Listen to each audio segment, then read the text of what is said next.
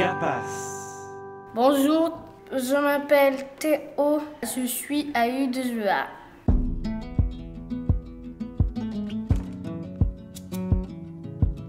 L'objectif de l'unité d'enseignement élémentaire autisme, c'est de scolariser les enfants en milieu ordinaire.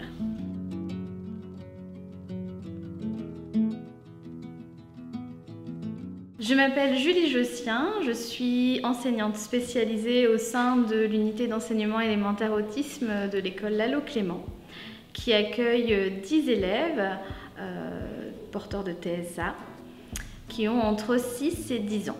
On a des emplois du temps fixes avec beaucoup de temps ritualisé. Le matin, les enfants arrivent de manière échelonnée, ils ont un petit temps d'accueil, de jeu libre.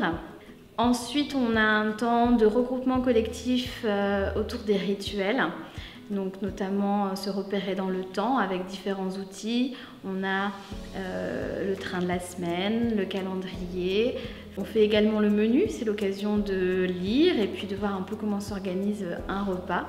Et c'est important aussi pour les enfants d'anticiper ce temps qui est pour certains très important. Nous travaillons par groupe de besoins, donc on a 3 groupes identifiés. Et on a des ateliers qui tournent sur 3 temps, donc 2 temps le matin et 1 temps en début d'après-midi. Donc un temps plutôt scolaire où on travaille tout ce qui est compétences lecture, prélecture et mathématiques. On a 4 ateliers éducatifs sur la semaine, un atelier langage le lundi, un atelier autour de l'attention, la concentration le mardi, un atelier motricité fine et graphisme le jeudi, et un atelier émotion le vendredi.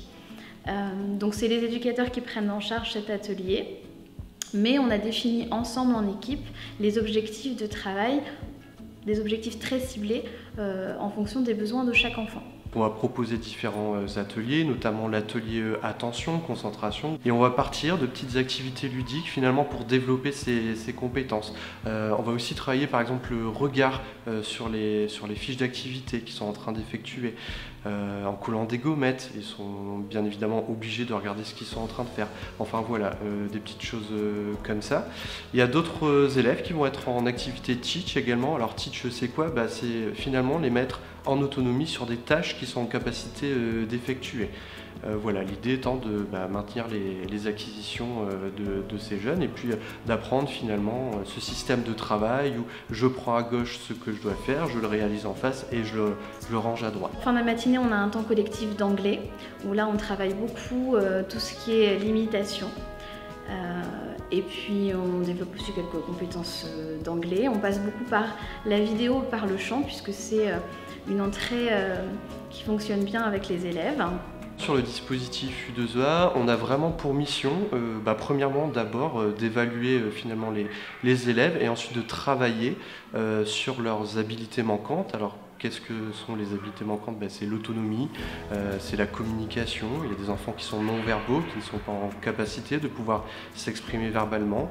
On va aussi travailler sur les habiletés sociales, sur l'attention, voilà, sur des prérequis finalement aux apprentissages. C'est très enrichissant d'avoir un regard justement plus éducatif sur les élèves parce que pour certains, l'entrée dans les apprentissages ne peut pas se faire sans ce travail éducatif en amont.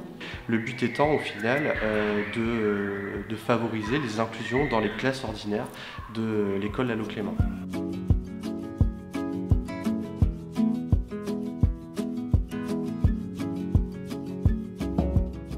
Moi, je m'appelle Marine Tournier, je suis enseignante d'une classe de CP.